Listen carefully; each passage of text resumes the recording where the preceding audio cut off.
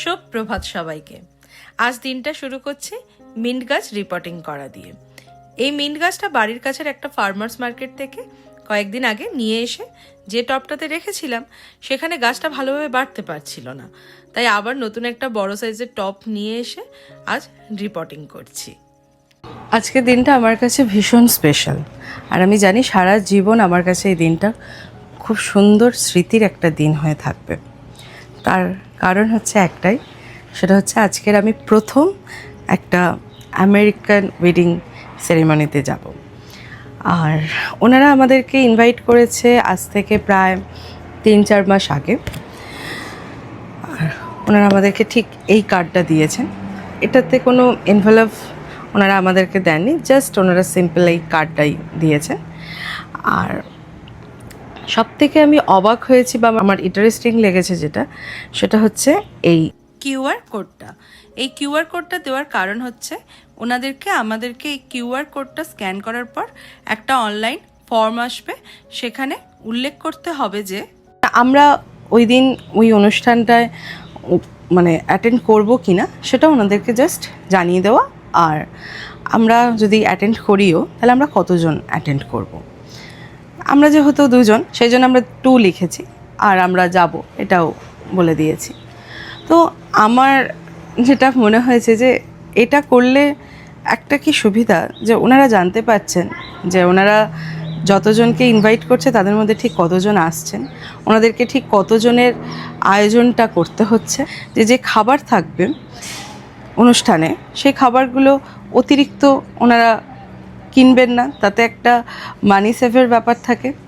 আবার আরেকটা যেটা, যে প্রচুর খাবার দাবার তৈরি করে আনিয়ে তারপরে লোকজন এলো না, সেখান থেকে খাবারগুলো নষ্ট হলো, সেই ব্যাপারটা থেকেও বিরত থাকা যায়। তো আমার জিনিসটা খুব ভালো লেগেছে। এটা তো আমাদের ওখানে হয় না এই সমস্ত। তো আমি একটু অবাকই হয়েছিলাম, কিন্তু তারপরে পুরো জিনিসটা বুঝে আমার খুব ভালো লেগেছে। আমরা বিয়েবাড়ির উপহার হিসাবে একটা সুন্দর মেসেজ লেখা একটা ওয়াল পিকচার কিনেছি আমাদের এখানকার হবি লবি বলে একটি স্টোর থেকে। এখন সেই উপহারটাই র্যাপ করার জন্য র্যাপার, গিফট ব্যাগ, আর এখানে তো কার্ড দেওয়ার একটা রীতি আছে, তাই একটা কনগ্রাচুলেশনস লেখা কার্ড কিনতে এখন ওয়ালমার্টে এসেছি। এই সমস্ত কাজে একমাত্র ভরসা ওয়ালমার্টে, যেখানে গেলেই সব রকম পেয়ে যাবো। র্যাপার কোনটা নেব সেটা আমিও কনফিউজ। আমার এটা ভালো লাগছে, কিন্তু এটা মানে এতগুলো নিয়েও বা কী করবো। হ্যাঁ, এগুলো সবই গিফট র্যাপার। এটা নিচ্ছি তাহলে। অল গুড এটা। ওকে, তাহলে আমাদের 2টো হলো। এটা কেমন লাগছে?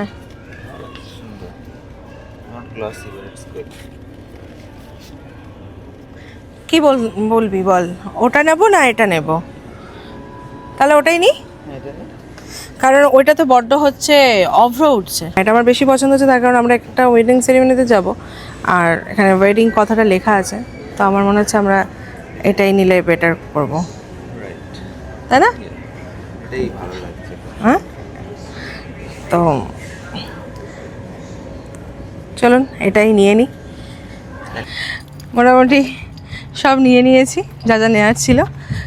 Gift wrapper, gift card, gift bag নেওয়া হয়ে গিয়েছে, এবার বাড়ি যাচ্ছি। আজ দুপুরের খাবার হিসেবে তেমন কিছু বানাইনি, একটু ডাল ভাত আর পটল ভাজা করে নিয়েছি। আমি রেডি হয়ে গিয়েছি, লাঞ্চ করে রেডি হতে গিয়েছিলাম। আমরা দুজনেই রেডি হয়ে গিয়েছি। 4টে বাজে বাড়ি থেকে বেরোচ্ছি। এবার এখান থেকে মায়ের যাব, মায়ের থেকে ফুলের বুকেটা নেব, নিয়ে বেরিয়ে যাব।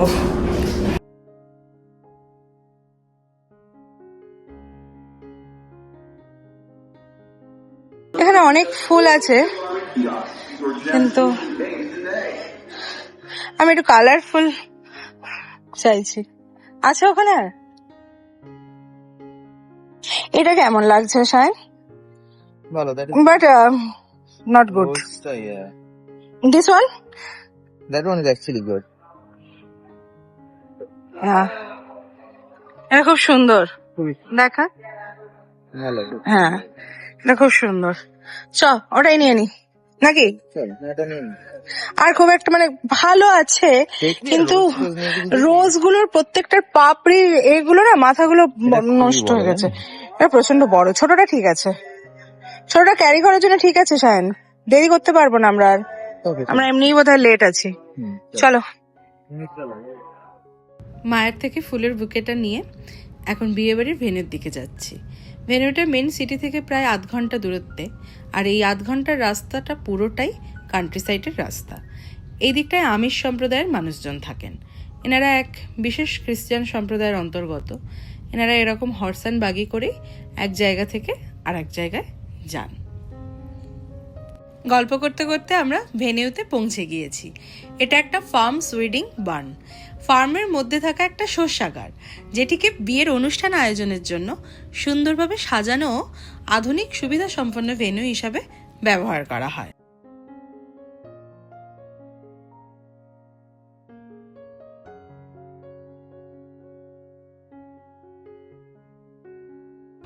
এখানে কারোর হাতে উপহার দেওয়ার বদলে এরকম একটি নির্দিষ্ট জায়গা থাকে যেখানে আপনার নিয়ে আসা উপহারটা রেখে দিতে হয়।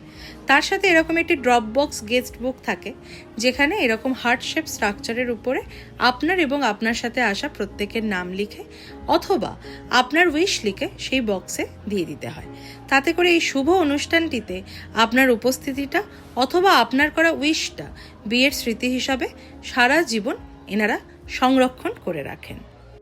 এই জায়গাটি থেকেই কিছুক্ষণ আগে দুজন মানুষ একে অন্যের সাথে সারা জীবন কাটানোর শপথ পাঠ করেছেন। এখানে ওনারা উল্লেখ করেই রেখেছেন যে ওনাদের পার্সোনাল ফটোগ্রাফার ছাড়া কেউ বিয়ের সময়ের কোনো ফটো ভিডিও করতে পারবেন না। সেই কারণে আমিও সেই বিশেষ মুহূর্তটাকে ক্যামেরাবন্দি করিনি। এনারাই আজকের অনুষ্ঠানের প্রাণকেন্দ্র। এনাদের রীতি অনুযায়ী ব্রাইড আর গ্রুমের সাথে সাথে গ্রুমমেট ব্রাইডমেটরা প্রথম খাবার নেবেন, তারপর পেরেন্টসরা নেবেন, তারপরে নিমন্ত্রিত অতিথিরা খাবার নিতে পারবেন। এখানে ওনারা অনেক কিছু খাবারের আয়োজন করলেও আমি শুধু নিয়েছি আমার favourite chicken alfredo, bread sticks আর নুডলস, সাথে ডেজার্ট হিসাবে 2 রকম কাপকেক। সবার ডিনার হয়ে গিয়েছে। এবার ব্রাইড গ্রুম তাদের জীবনের সবচেয়ে বিশেষ দিনটিকে ডান্সের মাধ্যমে উপভোগ করছেন। সাথে নিমন্ত্রিত অতিথিদের মধ্যে থেকে অনেকে তাদের সাথে জয়েন হয়েছেন। তারপর ব্রাইড তার বাবার সাথে একটি আবেগঘন গানে ডান্স করে মুহূর্তটাকে স্মৃতির খাতায় লিখে রাখছেন। বেশ সুন্দর একটা অভিজ্ঞতা নিয়ে এবার বাড়ি ফেরার পালা। আজ এই পর্যন্ত। আমার এই ভিডিওটা যদি ভালো লেগে থাকে তাহলে লাইক কমেন্ট করবেন, আর প্রবাসে আমার প্রত্যেকটা দিন আমি কেমনভাবে কাটাচ্ছি সেই গল্প যদি শুনতে চান তাহলে আমার চ্যানেলটিকে সাবস্ক্রাইব করতে ভুলবেন না। আজকের মতো টাটা।